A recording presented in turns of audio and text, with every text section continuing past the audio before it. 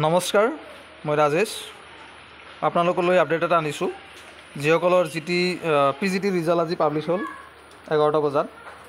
গতিকে এই ৰিজাল্টত যিসকলৰ মাৰ্কছ ডিটেইলছ দেখুৱাইছে কিন্তু ভেনু নাই, ধৰক ইয়াতে মাৰ্কছ ডিটেইলছবিলাক আছে, মাৰ্কছবিলাক কিমান আছে, কিন্তু ইয়াতে ভেনু ছিষ্টেমটো নাই।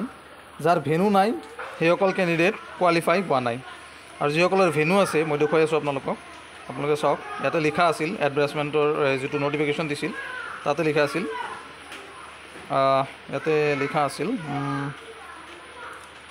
Candidate who are personally select for documents verification can download দিয়াৰ admit card along with tentative marks. যি মাৰ্কছ পাইছিল সেইটো ডাউনলোড কৰিব পাৰিব, মাৰ্কছটো থাকিব।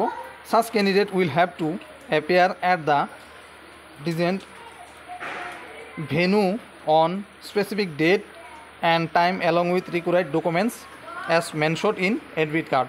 মানে ইয়াতে কৈছিল যে এইখিনি বস্তু যে আপোনালোকে চাই গম পাব যে ভেনু যিসকলৰ দিয়া থাকিব আৰু টেনেটিভ ডেট দিয়া থাকিব ভেৰিফিকেশ্যনৰ, সেইসকল কেণ্ডিডেটে ইয়াতে উত্তীৰ্ণ হোৱা বুলি জনা যাব বা পাছ কৰিছে।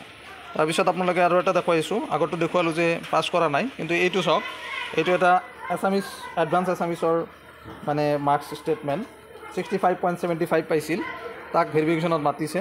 এইটো হ'ল ভেনু বা এড্ৰেছ। এইখিনি চাওক, মানে এনেকৈ মাতিব। যিসকল পাছ কৰিছে কোৱালিফাই কৰিছে তেওঁলোকক এনেকৈ মাতা হৈছে, আৰু যিসকল ফেইল কৰিছে তেওঁলোকক মাতা হোৱা নাই। এইখিনি আছিল ভিডিঅ'টোত, আপোনালোকে ফাৰ্ষ্টৰ পৰা একবাৰ চাই লওক। এইখিনি মাৰ্কছ যাৰ ভেনু নাই সেইকেইটা ফেইল, আৰু যাৰ ভেনু আছে সেইকেইটা পাছ, ইয়াতে লিখা আছিল নটিফিকেশ্যনটোত।